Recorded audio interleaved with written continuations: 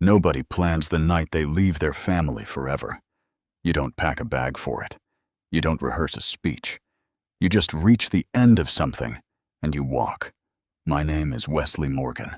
On the night of September 14th, 2015, I turned 25 years old in an empty backyard in Columbus, Ohio. Standing next to a folding table covered in food nobody was going to eat, watching the last of my friends' taillights disappear down Granville Road. My parents had left 2 hours before the party was scheduled to start. My sister Amber had called. There was an emergency. There was always an emergency. I'm getting ahead of myself. Let me back up, because this story doesn't make sense without the pattern. And the pattern is the whole point. I grew up in a 3-bedroom ranch house on Granville Road, in the Berwick neighborhood on Columbus's east side.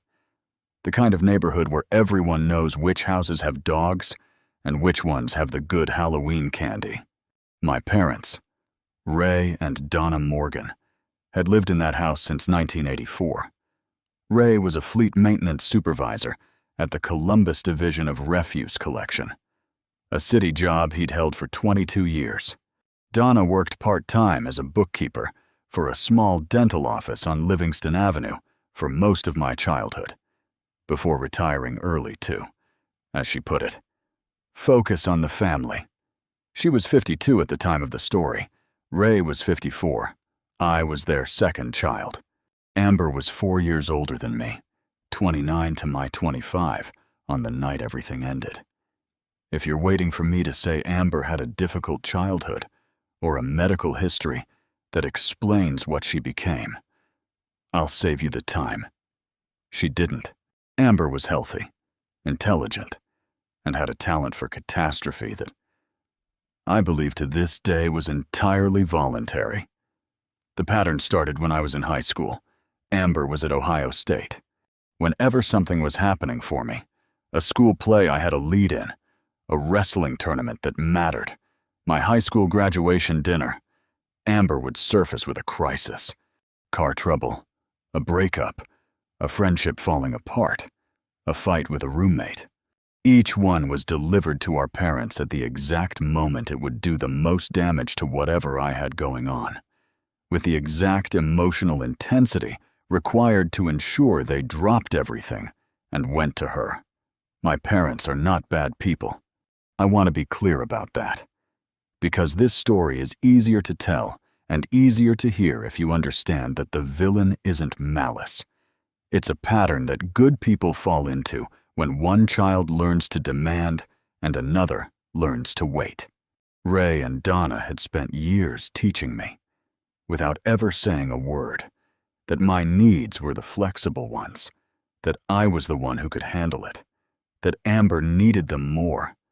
And for years, I believed them, because I was their son, and I wanted to. The 25th birthday wasn't the first time they'd canceled on me. It was the 4th time in 4 years. At 22, they'd missed my college graduation dinner at Schmidt's Sausage House on Kossuth Street, a Columbus institution, the kind of place you book weeks in advance for a reason. Because Amber called in tears from her apartment saying she thought she might be having a breakdown. They drove to her. I sat at a table for 6 with 3 empty chairs and tried to explain to the waiter that we'd need to cancel 2 of the entrees. At 23, my birthday dinner was rescheduled twice and then quietly abandoned when Amber's car broke down on I-70 and required both parents to drive out and wait with her for a tow truck for 4 hours. Not AAA, not a tow truck called. While she waited inside somewhere warm. Both parents, in person, for a flat tire. At 24, my birthday fell on the same weekend Amber decided to announce she was moving out of her apartment and needed help. Immediately. That weekend, not the following one. And my parents spent my birthday loading a U-Haul on the north side of Columbus, while I ate dinner alone at a place called the Guild House on West Broad Street and told the server it was my birthday because he asked, and then deeply regretted telling him because he brought a dessert with a candle and the table next to me applauded. That memory still makes me cringe. The lone applause. The strangers smiling at the man eating birthday cake alone. By the time September 2015 arrived, I had learned to keep my expectations calibrated. I had organized the party myself. 30 people, a backyard set up on Granville Road, a cooler full of beer, and a grill I'd borrowed from my neighbor Phil. I had not asked my parents to do anything except show up at 6 o'clock. Just show up. That was the whole ask. Amber called at 4:45. I was in the kitchen cutting limes when I heard my mother's voice change in the living room. That particular shift from normal conversation to the soft, urgent register of a woman managing a crisis was a sound I had been hearing my entire life and could identify with the accuracy of a smoke detector. I walked to the doorway. Donna was on the phone, hand pressed to her sternum the way she did when she was genuinely worried. Ray was already standing up, keys in hand, reading his wife's face. "What happened?" I asked. Donna held up one finger, the universal signal for not now, and kept talking into the phone. Ray looked at me. He had the expression of a man who knows what he's about to do and knows it's wrong, and is going to do it anyway. "It's Amber. She says she's not doing well. She sounds bad. Wes." "She sounds bad," I repeated. "She's alone over there. She has a phone. She can call a friend. She can call a hotline. She can call the non-emergency medical line." My voice was level. "She can do any of those things. You don't have to go." "Wesley, my party starts in an hour and 15 minutes. I know." He said it quietly, with genuine regret. And in that moment, I believed the regret was real. "I know." "Son, but she's your sister." Donna came off the phone. "We're going to go check on her. We won't be long. You'll be gone all night." She flinched. "That's not fair." "Which part?" I asked. The prediction or the birthday? Neither of them had an answer. They were out the door by 5 o'clock. The party happened without them. 30 people showed up. And I want to be clear. It was a good party. My friends are good people. My college roommate, Derek, brought a playlist and kept the energy up. My friend, Jenna from work, brought a cake she'd made from scratch with chocolate buttercream frosting. People laughed. The grill was busy until 9 o'clock. Nobody mentioned my parents' absence out loud, which is the particular of people who know you well enough to know what you don't need said. But I knew, and they knew I knew. By 10:30, the last guests had gone. I cleaned up alone. I folded the tables. I hauled the cooler back to the garage. I threw away the leftover food and washed the serving dishes and stood at the kitchen sink, looking out at the empty backyard. My phone had 4 texts from my mother, updates from Amber's apartment, each one designed to communicate how serious the situation was. She was really struggling tonight. I'm glad we came. She needed us. Not a single word about my birthday. No happy birthday. No how did it go. Nothing. I stood at that kitchen sink for a long time, and somewhere in that silence, something shifted. Not loudly, not dramatically.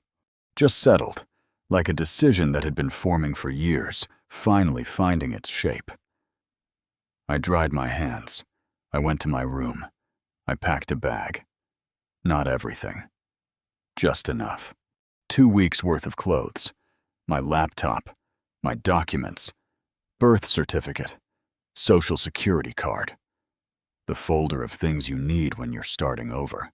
I had $2,400 in my checking account and a standing job offer from a logistics company in Cincinnati I'd been sitting on for 3 weeks. Unable to decide. I decided. I left a note on the kitchen table. It said, "I'm not angry. I'm just done waiting. Don't look for me right away. I need time. Wes."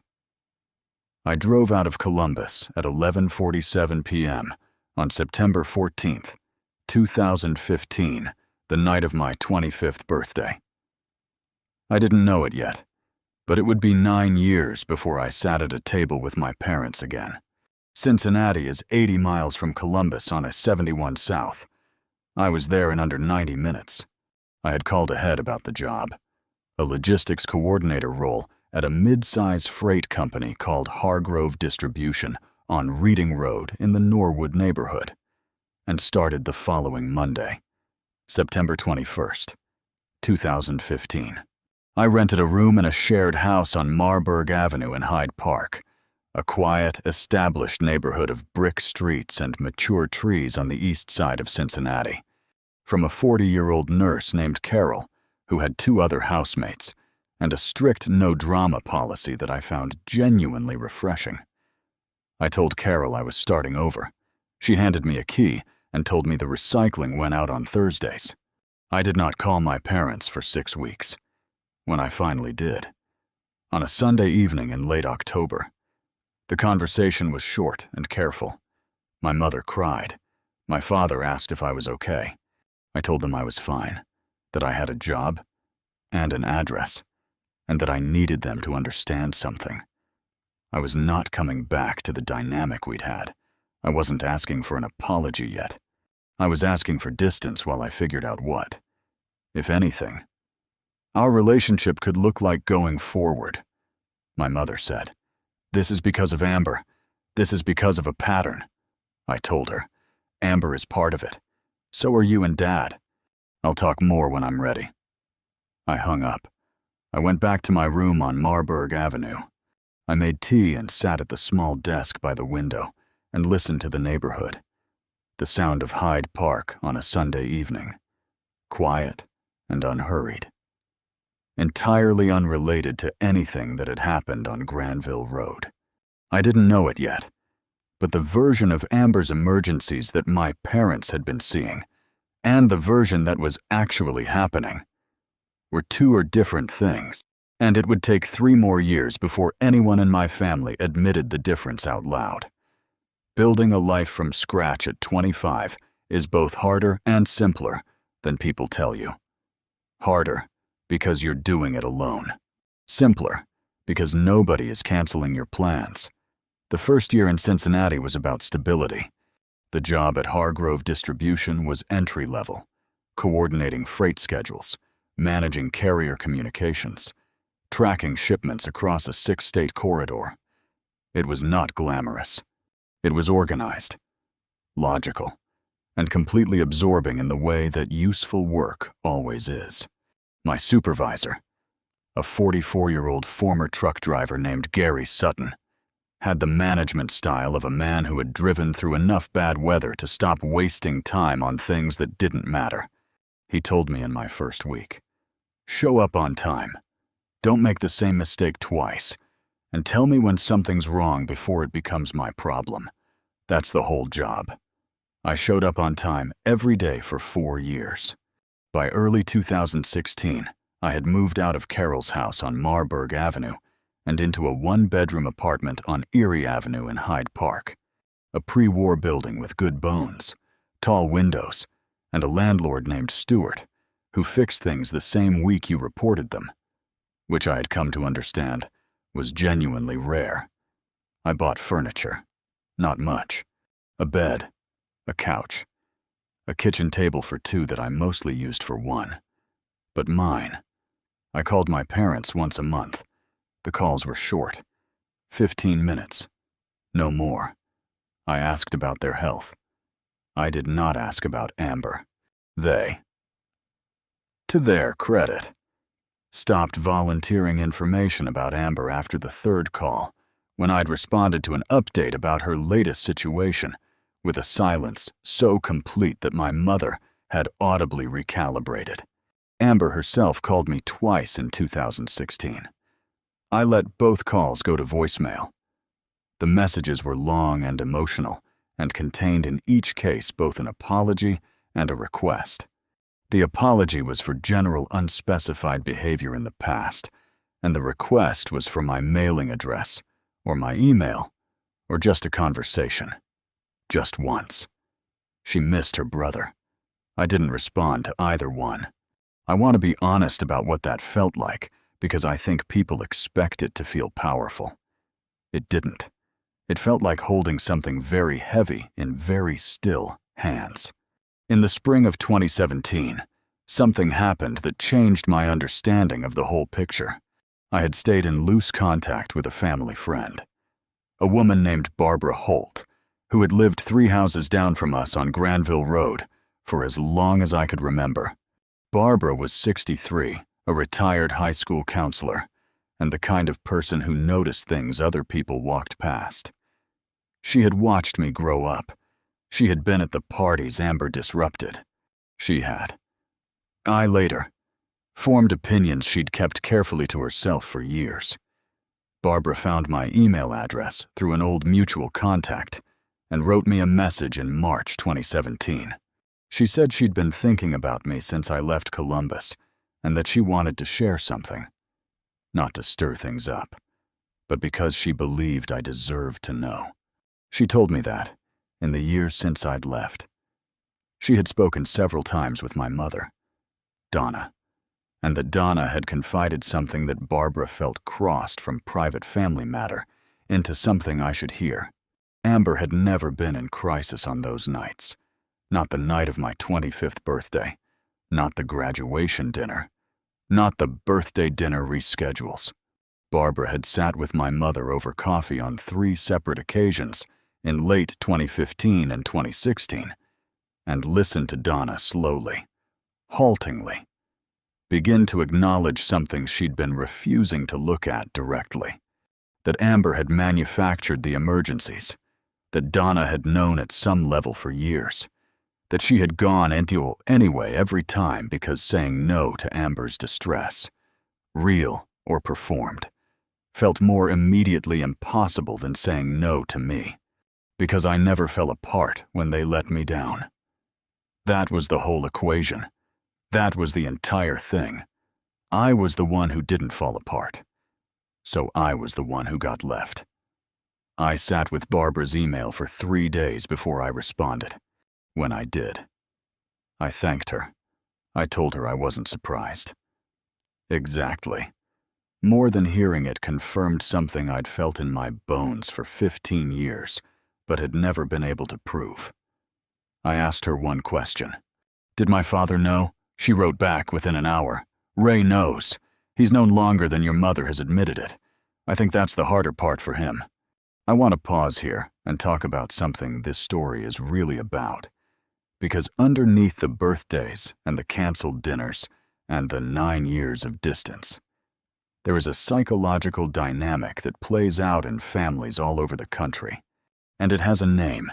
It's called the parentified child, or in its sibling relationship equivalent, the invisible child. It's what happens when one child in a family learns, through repeated experience, that their emotional needs are the negotiable ones, that they are strong and therefore don't require the same management, that being low maintenance is not a compliment, but a sentence.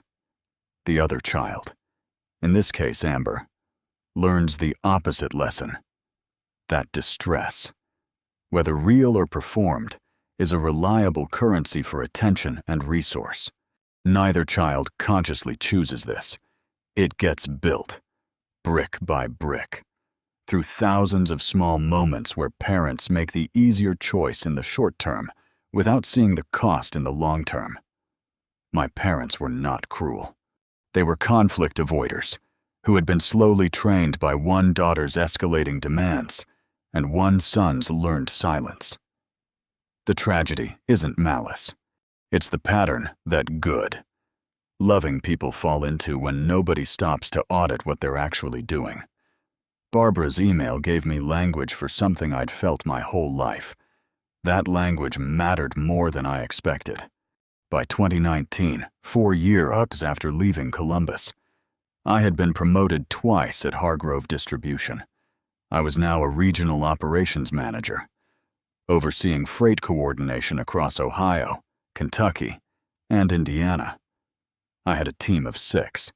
I had a salary that made my 25-year-old self's $2,400 checking account looked like a down payment on a lesson. I had also, somewhere in those 4 years, become a person I recognized. Not just a person in reaction to my family, not just the kid who left, but someone with a life that was entirely, unambiguously, his own. I had a group of close friends in Cincinnati. Derek, who'd moved from Columbus in 2017 for a job at a tech startup in Blue Ash, and a handful of people I'd met through a recreational soccer league at Lunken Athletic Complex out on Kellogg Avenue. I had a routine I liked, a neighborhood I knew, a city that had no memory of me as anyone's overlooked son. My calls with my parents had lengthened gradually. By 2019, they were 30 minutes, sometimes 40. My father and I had found our way back to something easier. He'd ask about work. I'd ask about his garden. We'd talk about the Bengals with the weary affection of two men who had chosen to suffering as a sports loyalty. We had not, in 4 years, discussed Amber's fake emergencies directly. We had arrived at an unspoken detente. I would remain in their lives, carefully, at a distance, and the subject of what had happened would not be opened until someone was ready to open it fully. I didn't know it yet, but someone was about to be ready. In October 2019, my father called me on a Tuesday morning, not a Sunday, not our regular call window, and when I picked up and heard his voice, I knew immediately that something had shifted. "Can I come see you?" Ray asked. No preamble, just me. "I'll drive down Saturday. I need to talk to you in person. Wes, it's time." He drove down on Saturday, October 19th, 2019. I met him at a diner called The Echo on Madison Road in Hyde Park, a neighborhood institution, the kind of place with red vinyl booths and coffee that comes in a bottomless ceramic mug, and nobody rushes you. We ordered eggs. We drank too much coffee. And my father, Ray Morgan, fleet maintenance supervisor, City of Columbus, 26 years of service, a man who expressed love primarily through showing up and fixing things, looked at me across a diner booth in Cincinnati and told me the truth. "I knew what Amber was doing," he said. "Not every time, but most times." He wrapped both hands around his coffee mug. I told myself it was easier to go to her, that you'd be fine, that you were always fine. His jaw tightened. I told myself that so many times I started to believe it was a compliment. The diner was warm and quiet around us. A couple in the next booth was sharing a newspaper. Someone's toast popped up at the counter. "I let you down. Not just that night. A lot of nights." He looked up. "I don't expect you to say it's okay. I just needed you to hear me say it wasn't." I had been waiting for those words in one form or another for 9 years, and when they came, they didn't feel like victory. They felt like grief, like finally being allowed to grieve something I'd been holding at arm's length. I didn't say it was okay. I told him I heard him. I told him it mattered that he'd said it. And then I told him what I'd needed him to understand for 9 years, that I hadn't left because I hated them. I'd left because I loved myself enough to stop participating in something that was slowly erasing me. He nodded. He stared at his coffee. He said, "That's fair." We sat in that diner for 2 hours. We didn't solve everything. You don't solve 20 years of family dynamics over eggs and bottomless coffee on a Saturday in Hyde Park. But something moved. Something that had been locked shifted in its frame. I drove him back to his car, and we stood on the sidewalk on Madison Road in the October afternoon. And he hugged me. The kind of hug that Ray Morgan didn't give easily. Short and tight, and meaning more than a longer one would have. "I'll work on your mother," he said. "She's getting there. She's just slower." "I know," I told him. "I'm not going anywhere." There's a version of this story that ends with a dramatic confrontation. Shouting, tears, ultimatums. Everyone in the same room finally saying the things that needed saying at full volume. That version would be more satisfying to watch. What actually happened was quieter, and I think it was better. After Ray's visit in October 2019, the calls between us became different. Fuller, more honest. My mother joined the calls more consistently, and while Donna and I moved toward each other more slowly than Ray and I had, we moved. She was 56 by then, and there was something in her voice, a tiredness. Not the dramatic kind, but the kind that comes from carrying a version of events that no longer held up, that told me she was doing her own accounting. Amber, meanwhile, had been doing the most important thing she could have done for my eventual return to the family. She had been dismantling herself, slowly and publicly, in ways that were impossible for my parents to explain away. In 2018, Amber had borrowed $4,000 from Ray and Donna for a car repair. She said. The car, as it turned out, had been repossessed 8 months earlier. The money went somewhere else. Ray found out in early 2019 when a collections notice for the original car loan showed up at the Granville Roadhouse because Amber had still been using it as her address. In early 2020, Amber called my parents in the middle of the night from a bar in Gahanna, a suburb northeast of Columbus, saying she'd been stranded. Ray drove out. When he got there, Amber was not stranded. She was fine. She was, by Ray's account. Surprised to see him.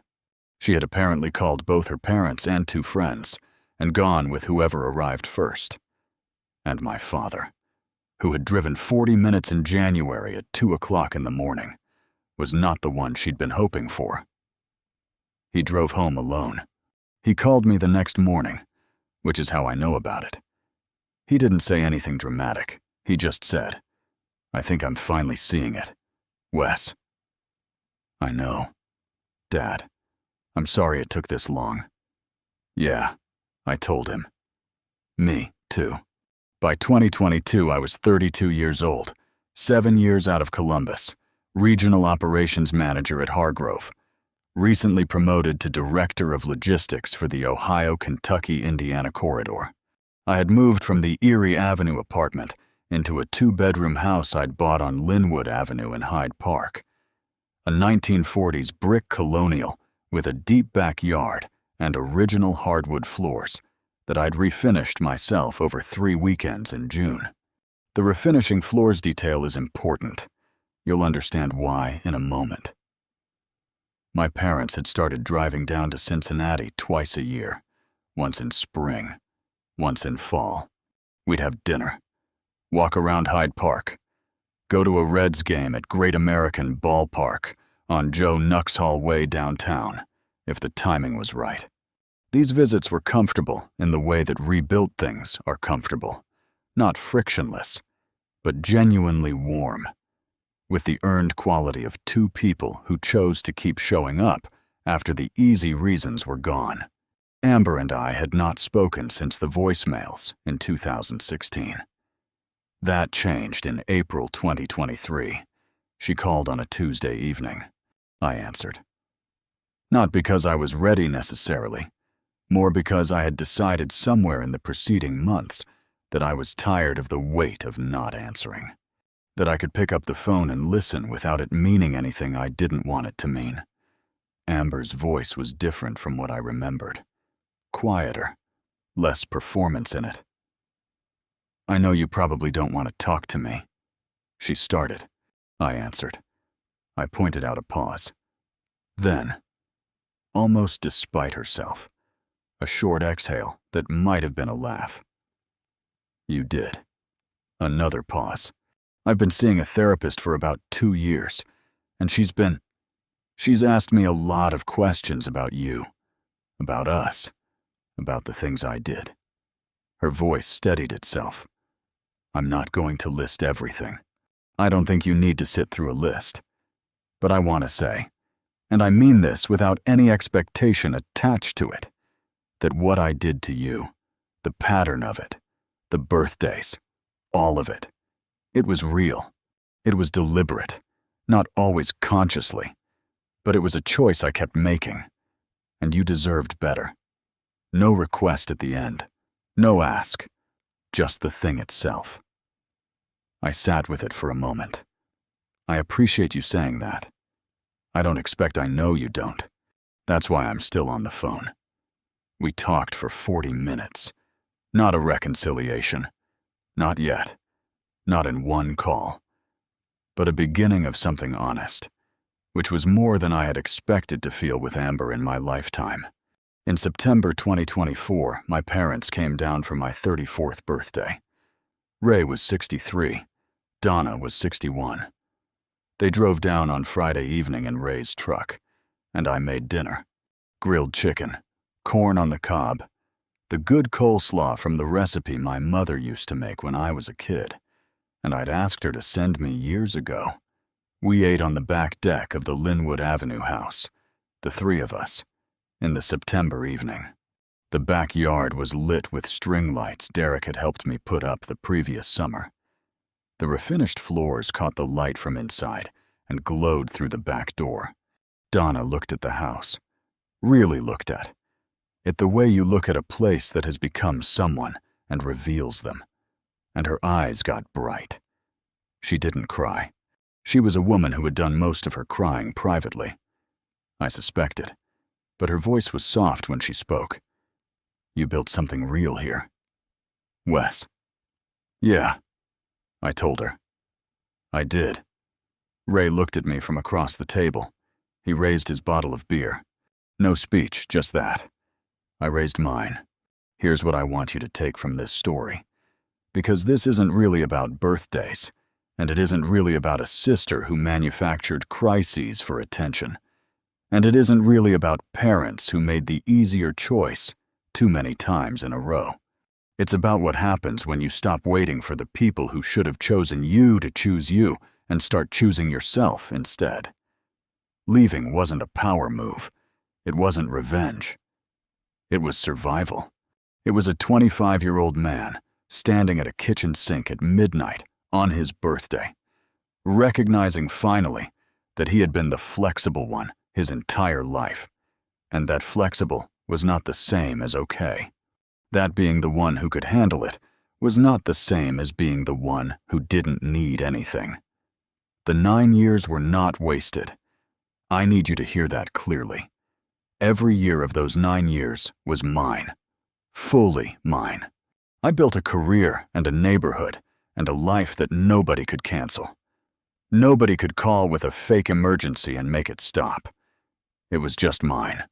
And from that foundation, from having something that was fully mine, I could eventually afford to let my family back in. Not because they had earned it back overnight, but because I was no longer dependent on their choices for my sense of self. That's the only way rebuilding works. You have to be whole before you can share the table again. Otherwise, you're just returning to the same arrangement in different clothes. Amber and I talk occasionally now carefully without the weight of unspoken history, because the history has been spoken. My parents drive down twice a year. The deck lights go on.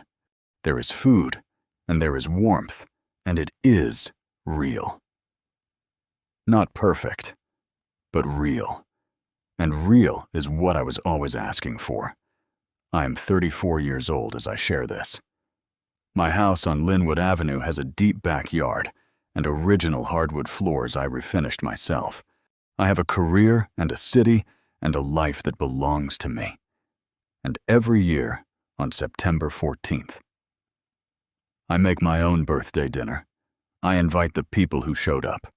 I eat well, and nobody cancels. If you've made it this far, do us one quick favor. Subscribe. A lot of people watch without ever doing it, but it costs you nothing and means everything to us. Thank you. Genuinely. Every September 14th, as I set the table, I find myself smiling before the first guest even arrives. Not because everything in life has become easy, but because I no longer spend birthdays wondering who might disappoint me. The invitations are simple now. I don't send them out of obligation, guilt, or the hope that someone will finally become the person I've always wished they were. I send them to the people who have already shown me who they are through years of quiet consistency. They are the friends who called when they didn't need anything, the family members who listened instead of judging, the neighbors who showed up with a ladder, a casserole, or simply an hour of their time when life became unexpectedly difficult. Those are the people who earned a place at the table long before the invitations were written. The funny thing about rebuilding is that, from the outside, it often looks ordinary. People see a refinished floor and compliment the shine. They don't see the hours spent sanding every board by hand, the mistakes that had to be corrected, or the patience required to trust that the scratches would eventually disappear beneath careful work. Healing is remarkably similar. Most of it happens when no one is watching. It's found in quiet therapy appointments, difficult conversations, lonely evenings that slowly become peaceful ones, and countless small decisions to choose honesty over avoidance.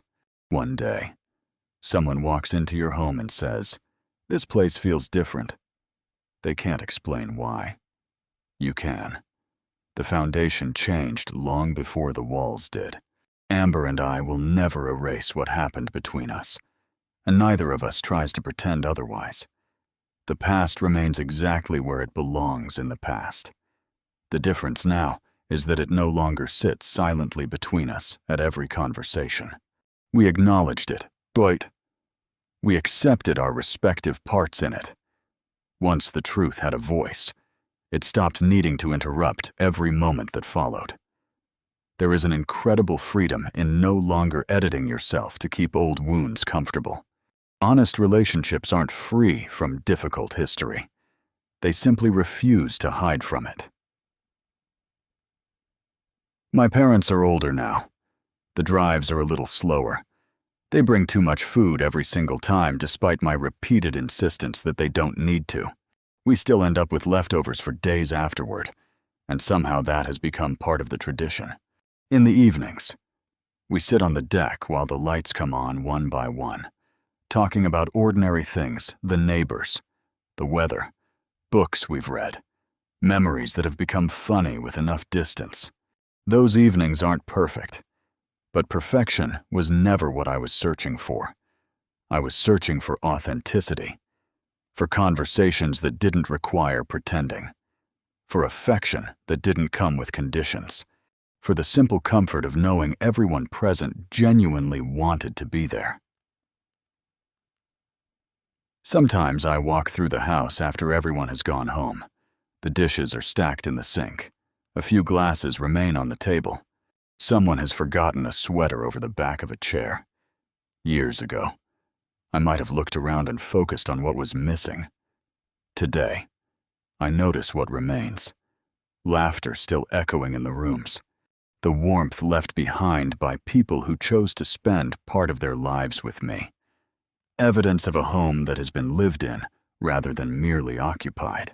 If I could speak to the version of myself who once believed rebuilding meant convincing everyone else to change, I would tell him something much simpler.